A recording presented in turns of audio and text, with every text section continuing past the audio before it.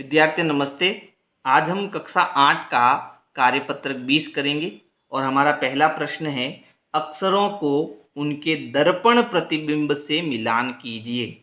तो यहाँ जो लिखा हुआ है दर्पण प्रतिबिंब, इसका मतलब है कि जब मैं ए को कांच के सामने रखूँगा, ठीक है, यहाँ पर मेरा कांच है, तो जब इस ए को मैं कांच के सामने रखूँगा तो इस कांच में मुझे ए कैसा दिखाई देगा।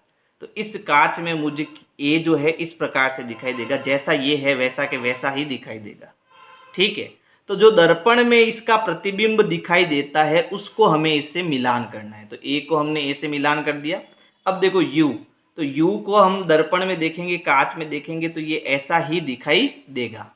इसी प्रकार देखो डी, लेकिन डी हमें देखो कांच में जो है उल्टा दिखाई देगा, इस प्रकार से दिखाई देगा। एफ को अगर हम देखेंगे तो ये जो मुंह इधर है एफ का वो उल्टा हो जाएगा, यानी कांच में हमें कुछ इस प्रकार से उल्टा एफ दिखाई देगा। इन्हीं को हम क्या कहते हैं, दर्पण प्रतिबिंब कहते हैं। फिर टी को अगर हम देखेंगे तो टी को टी जैसे ही दिखाई देगा, ये चेंज नहीं होगा, उल्टा नहीं होगा। क्यू को देखेंगे तो देखो ये निशान इधर है तो ये निशान इधर आ जाएगा। कहाँ, कांच में, दर्पण में, आप देख सकते हो इसको, सेम ऐसा ही आएगा, ठीक है। एन जो है वो उल्टा हो जाएगा, यानी कुछ ऐसा दिखाई देगा, तो इसको हम इससे मिलाएंगे।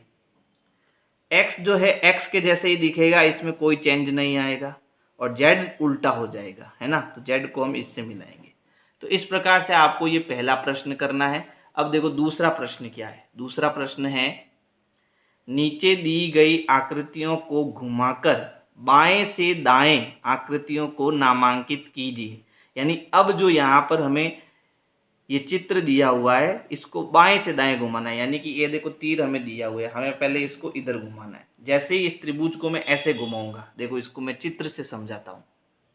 तो अगर हम इस चित्र को एक बार ऐसे घुमाएंगे, ठीक है, तो x हमारा कहाँ आ जाएगा, नीचे आ जाएगा। यानी एक बार इसको घुमाएंगे तो x यहाँ आ जाएगा, ये z जो है वो यहाँ आ जाएगा, और y हमारा ऊपर चला जाएगा, ठीक है। फिर हम इसको एक बार और घुमाएंगे तो x नीचे आ जाएगा, z यहाँ आ जाएगा, और y यहाँ आ जाएगा, ठीक है।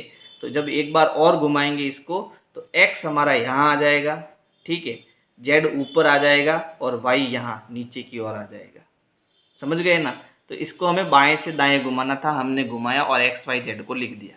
फिर देखो यहाँ है प्रश्न 4, नीचे दी गई आकृति को घुमाकर बाएं से दाएं आकृति को पूरा कीजिए।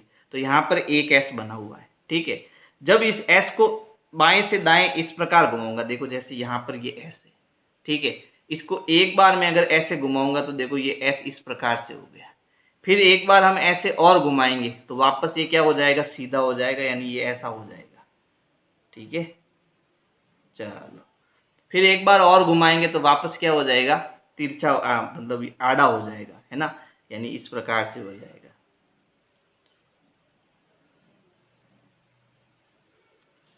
तो इस प्रकार से आपको ये वर्कशीट करनी है। अगर आपको मेरी वर्कशीट पसंद आ रही है तो लाइक करना और अपने दोस्तों को शेयर करना है। Thank you.